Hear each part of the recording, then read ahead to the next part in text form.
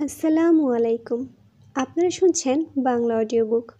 আমাদের আজকের নিবেদন আরিফ আজাদের লেখা প্যারাডক্সিক্যাল সাজিদ 2-এর প্রথম পর্ব। কুরআন কি নারীদের শস্যক্ষেত্র বলেছে? অনেকদিন পর শাহবাগে হঠাৎ নীলুদার সাথে দেখা। প্রথমে খেয়াল করিনি। পেছন থেকে এসে আমার মাথায় টোকা দিয়ে বললেন, কি খবর কবি সাহেব? পেছন ফিরতেই দেখি হাতে একগাদা বই নিয়ে নীলুদা দাঁড়িয়ে আছেন। চোখে মোটা ফ্রেমের কালো চশমা লাগিয়েছেন বলে দেখতে একদম স্কুল মাস্টারের মতো লাগছে। খয়েরি রঙের টি শার্ট গায়ে।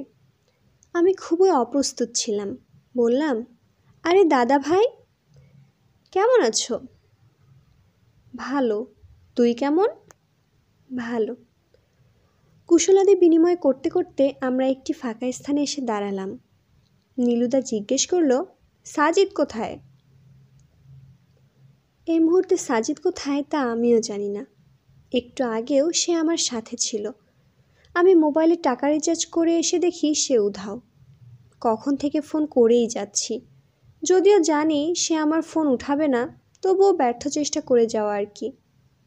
কতক্ষণই বা এরকম কাঠফাটা রোদে দাঁড়িয়ে থাকা যায়। নীলুদার প্রশ্নের জবাবে বললাম, আছে হয়তো এদিকে কোথাও। বলতে না বলতেই সাজিদ আমাদের সামনে এসে উপস্থিত।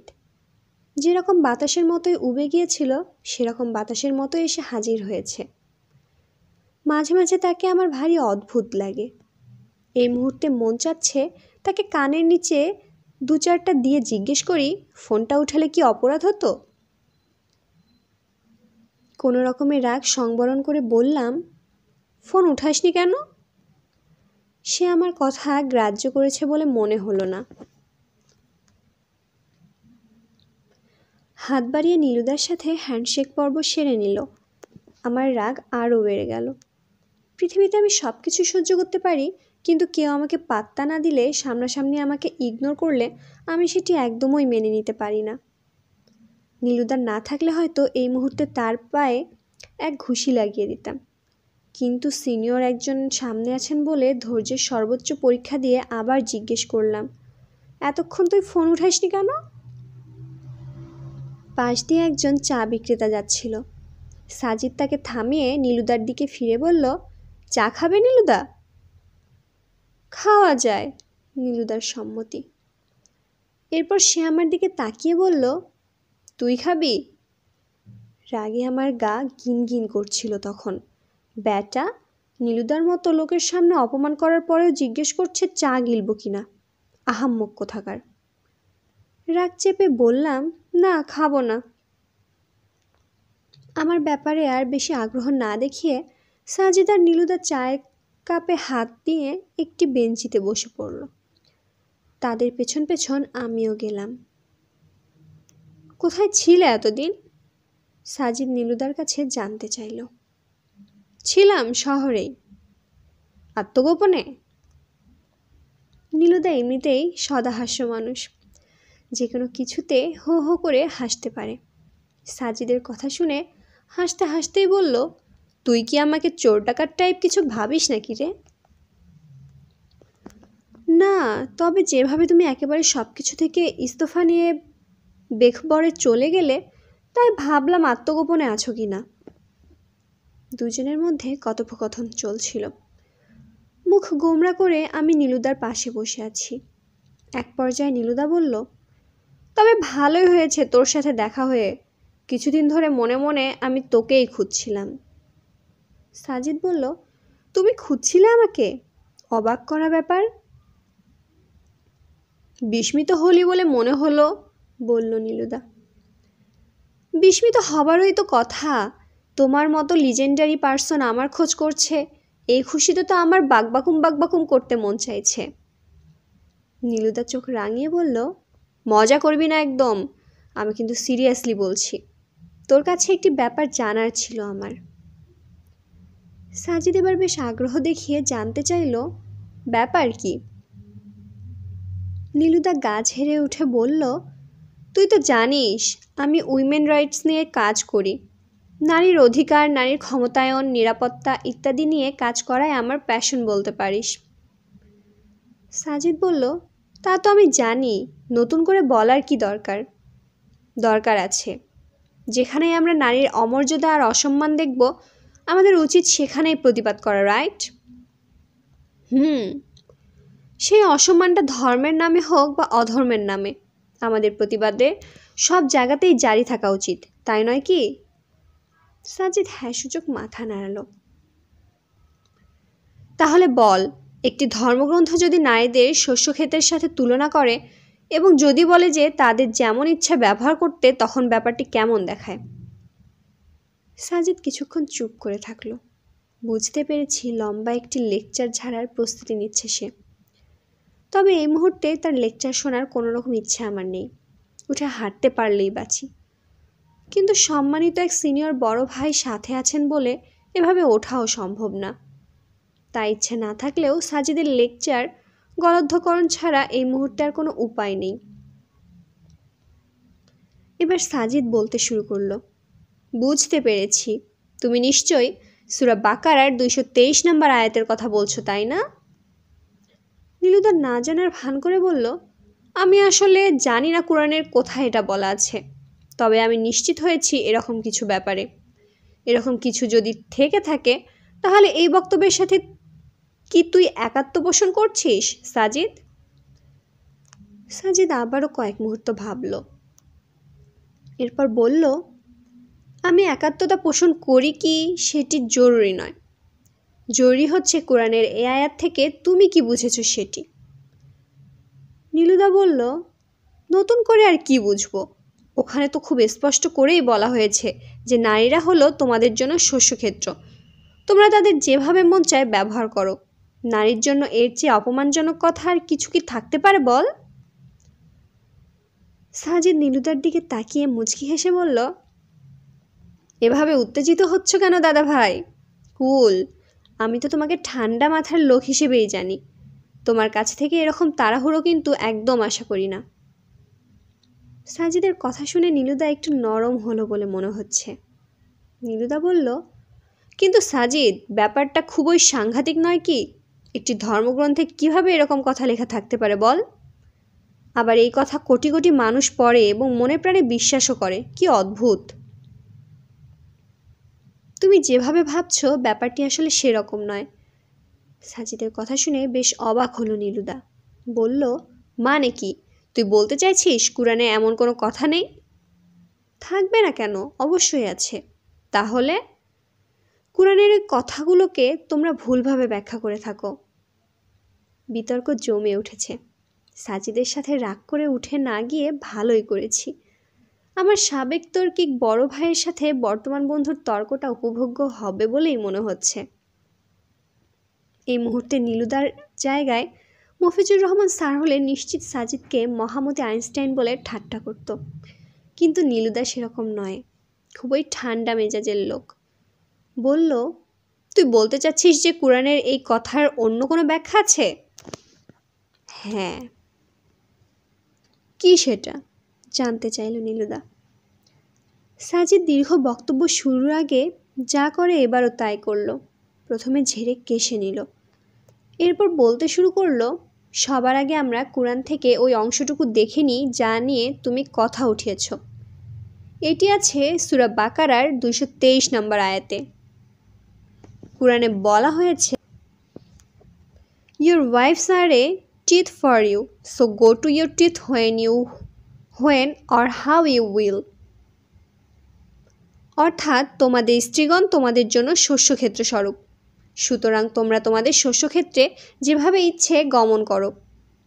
আয়াতটির অর্থ বলা শেষ হলে সাজিদ আবার বলতে লাগলো, আপাত দৃষ্টিতে মনে হবে এই আয়াতটি দ্বারা কুরআন নারীদের অতি তুচ্ছ শস্যক্ষেত্রের সাথে তুলনা করেছে। সাথে থেকে পুরুষের যৌন চাহিদা মেটানোর জন্য নারীদের যেভাবে ইচ্ছা ব্যবহার করার অনুমতিও দিচ্ছে, তাই না? নীলুদা বলল, তা নয় তো কি? হাসলো সাজিদ। হেসে বলল, দেখা যাক কুরআন আসলে ঠিক কি বোঝাতে চেয়েছে। আচ্ছা নীলুদা, তোমাকে একটা প্রশ্ন করি। তুমি কি জানো কুরআন কার উপর নাজিল হয়েছিল? নীলুদা বলল, নবী মুহাম্মদের উপর। এক্স্যাক্টলি। তাহলে কুরআনকে আমাদের ঠিক সেভাবেই বুঝতে হবে যেভাবে রাসূল সাল্লাল্লাহু আলাইহি ওয়াসাল্লাম বুঝেছেন এবং বুঝিয়েছেন, তাই না? মাথা নাড়ল নীলুদা। সাজিদ তার বক্তব্য চালিয়ে গেল। কুরআনের আয়াতগুলো বুঝতে হলে সবার আগে সেগুলো নাজিলের প্রেক্ষাপট, অবস্থা এবং ঘটনার পরম্পরতা বুঝতে হবে। সুতরাং তোমরা তোমাদের শস্যক্ষেত্রে যেভাবে ইচ্ছা গমন করো এই অংশ দিয়ে কি সত্যি নারীদের উপর পুরুষের যেমন ইচ্ছা যৌন ক্ষুধা নিবারণের নির্দেশ কুরআন দেয় কি না এটা জানার আগে তোমাকে তৎকালীন আরবে ইহুদিদের একটি কুসংস্কার সম্পর্কে জানাই। সেটি হচ্ছে, তৎকালীন আরবের ইহুদিরা বিশ্বাস করত যে যদি স্বামীরা তাদের স্ত্রীদের সাথে পেছনের দিকে হতে সহবাস করে তাহলে উক্ত মিলনের ফলে তাদের গর্ভে টেরা সন্তানের জন্ম হবে। অর্থাৎ পেছনের দিক হতে সহবাস করাটা তৎকালীন ইহুদিরা নাজায়েজ মনে করত। তারা ভাবত এতে করে নাকি টেরা সন্তান ভূমিষ্ঠ হয়। ইমাম ইবনু কাসির রাহিমাহুল্লাহ তার বিখ্যাত তাফসিরে ইবনে কাসিরে এই আয়াতে ব্যাখ্যা করতে গিয়ে এ সম্পর্কিত বেশ কিছু বিশুদ্ধ হাদিসের রেফারেন্স টেনেছেন। সেখানে একটি হাদিসে বলা হয়েছে যে একবার ইবনু উমার কুরআন তেলাওয়াত করছিলেন। কুরআন তেলাওয়াত করতে করতে তিনি যখন এই আয়াতে অর্থাৎ তোমাদের স্ত্রীগণ তোমাদের জন্য শস্যক্ষেত্র স্বরূপ, সুতরাং তোমরা তোমাদের শস্যক্ষেত্রে যেভাবে ইচ্ছা গমন করতে এলেন, তখন পাশের একজন সাহাবীকে ডেকে বললেন, নাফি, এইমাত্র আমি যে আয়াত তেলাওয়াত করলাম সেটি নাজিলের প্রেক্ষাপট কি তুমি জানো? ইবনু উমারের প্রশ্নের জবাবে ওই সাহাবী বললেন, না, আমি জানি না। তখন ইবনু উমার বললেন, তোমরা স্ত্রীদের সাথে পেছনের দিক হতে সহবাস করতেন, কিন্তু যখন আমরা মদিনায় হিজরত করলাম এবং সেখানে যখন আমরা আনসারি নারীদের বিয়ে করলাম, আমরা তাদের সাথে একইভাবে মিলিত হতে চাইলাম, কিন্তু আনসারি নারীরা যারা একসময় ইহুদি ছিল তারা এটা পছন্দ করত না। তারা এতকাল মেনে আসা ইহুদি রীতিই মেনে চলতে চাইল। তখনই আল্লাহ এই আয়াত নাজিল করেন, তোমাদের স্ত্রীগণ তোমাদের জন্য শস্যক্ষেত্র স্বরূপ, সুতরাং তোমরা তোমাদের শস্যক্ষেত্রে যেভাবে ইচ্ছা গমন করো। এইটুকু বলা শেষে সাজিদ আবার বলতে শুরু করলো, এই ঘটনা থেকে কি বোঝা গেল? বোঝা গেল যে এই আয়াত নারীদের ওপর পুরুষের অবাধ যৌন কর্মকাণ্ডের স্বীকৃতি নয়, বরং ইহুদিদের মধ্যে প্রচলিত একটি কুসংস্কার উঠিয়ে দিতেই নাজিল হয়েছে। ইহুদিরা বিশ্বাস করত স্ত্রীদের সাথে পেছন দিক থেকে সহবাস করলে টেরা সন্তান হয়। এই কুসংস্কার দূরীকরণার্থেই আল্লাহ সুবহানাহু ওয়া তাআলা বলেছেন, তোমরা তোমাদের শস্যক্ষেত্রে যেভাবে ইচ্ছা গমন করো, অর্থাৎ তোমরা তোমাদের স্ত্রীদের সাথে যেভাবে ইচ্ছা সহবাস করো। একটি কুসংস্কারের মূলোৎপাটন করতে এই আয়াত নাজিল হয়েছে। এখানে নারীদের সাথে যখন যেভাবে ইচ্ছা মিলিত হওয়াটা গৌণ, মূলত কুসংস্কারের পতন ঘটানোই ছিল মুখ্য। নীলুদা তার কপালে বিরক্তির ভাঁজ টেনে বলল, আরও সহজ করে বল তো ভাই, আমি এত প্যাচগোজ বুঝি না। নীলুদার কথা শুনে সাজিদ আবারও হাসল। বলল, ঠিক আছে, আমি সহজ করেই বলছি। আমাদের গ্রামাঞ্চলে একটি কুসংস্কার চালু আছে। সেটি হলো, যখন চন্দ্রগ্রহণ বা সূর্যগ্রহণ হয় তখন যদি কোনো গর্ভবতী নারী শরীর বাঁকা করে দাঁড়ায় তাহলে নাকি পেটের সন্তান বিকলাঙ্গ হয়ে জন্মায়। এই কুসংস্কার দূর করতে কেউ যদি বলে সূর্যগ্রহণের সময় তোমরা যেভাবে ইচ্ছা দাঁড়িয়ে থাকো, তাহলে এই কথার দ্বারা কি এটাই বোঝানো হয় যে নারীদের কেবল দাঁড়িয়েই থাকতে হবে, বসতে পারবে না, হাঁটতে পারবে না? আর এই দাঁড়িয়ে থাকতে বলায় কি নারীদের অপমান অপদস্থ করা হয়? না, বরং এই কথার উদ্দেশ্য হলো সূর্যগ্রহণের সময় বাঁকা হয়ে দাঁড়াও বা সোজা হয়ে হাঁটো কিংবা বসো, যা ইচ্ছে করো, কোনো সমস্যা নেই, এতে গর্ভের সন্তান বিকলাঙ্গ হবে না। এই কথার মূল উদ্দেশ্য হলো একটি কুসংস্কারের মূলোৎপাটন করা, আর কিছু নয়। নীলুদা কিছু না বলে চুপ করে আছে।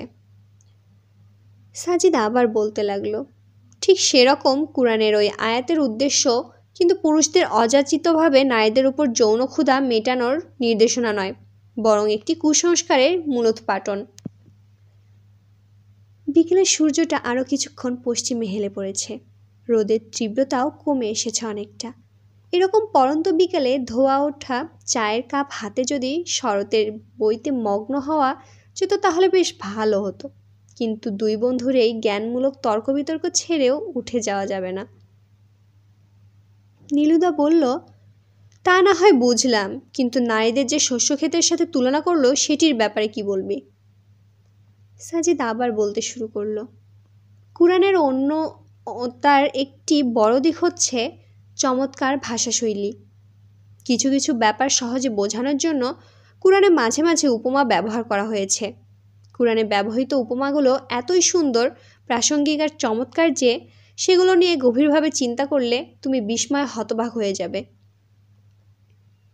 নীলুদা গাল বাঁকা করে বলল, তার মানে তুই বলতে চাচ্ছিস যে নারীদের শস্যক্ষেত্র বলাটা একটি উপমা? নারীদের শস্যক্ষেত্র বলে কুরআন মূলত উপমা দিয়েছে? সাজিদ বলল, হ্যাঁ। হাসল নীলুদা, বলল, মাই গুডনেস, এই শস্যক্ষেত্র শব্দটির মধ্যে তুই উপমা খুঁজে পাচ্ছিস সাজিদ? তুই একটা অন্ধবিশ্বাসী হয়ে বসলি কবে থেকে? মুচকি হেসে সাজিদ বলল, শস্যক্ষেত্র শব্দটি কি ঝলসানো রুটি শব্দের চেয়ে খারাপ? নীলুদা চোখ কপালে তুলে বলল, মানে কি? মানে হলো, কবি সুকান্ত ভট্টাচার্য যখন পূর্ণিমার চাঁদকে ঝলসানো রুটির সাথে তুলনা করে উপমা দেয় তখন কিন্তু তোমাদের কাছে বেখাপ্পা লাগে না, কিন্তু কুরআন কেন নারীদের শস্যক্ষেত্র বলেছে সেটি নিয়ে তোমাদের ঢের আপত্তি। জাত গেল অবস্থা। চুপ মেরে গেল নীলুদা। সম্ভবত সাজিদের যুক্তির কাছে কুপকাত হয়ে গেছে মনে হচ্ছে। নীলুদা মুখ খুলে কিছু বলার আগেই সাজিদ আবার বলতে লাগলো, শস্যক্ষেতের উপমা দিয়ে কুরআন তো নারীদের অপমান করেইনি, বরং প্রাকৃতিকগতভাবে নারীর যে অবস্থানের সম্মান কুরআন তাকে ঠিক সেভাবেই তুলনা করেছে। এই উপমার মধ্যে তুই নারীর জন্য সম্মান খুঁজে পাচ্ছিস? বাহ, তোর যুক্তি তো তারিফ করা লাগে। সাজিদ উপহাসের সুরে বলল নীলুদা। সাজিদ বলল, দেখো নীলুদা, নারী হচ্ছে এমন যে সন্তান জন্ম দেয় এবং তাদের বুকে আগলে রাখে এবং যার বুকের দুধ পান করে সন্তান বেড়ে ওঠে। একজন নারী তার সবটুকু দিয়ে নিজের সন্তানের জন্য লড়ে যায়।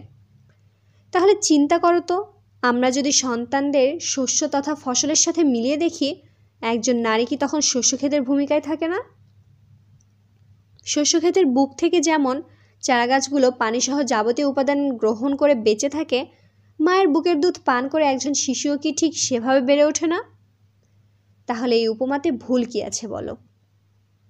নীলুদা বলল, যত যুক্তি থাকুক না কেন, শস্যক্ষেত্র শব্দটি নারীর জন্য যথেষ্ট অপমানজনক এবং অসম্মানের বলে মনে করি।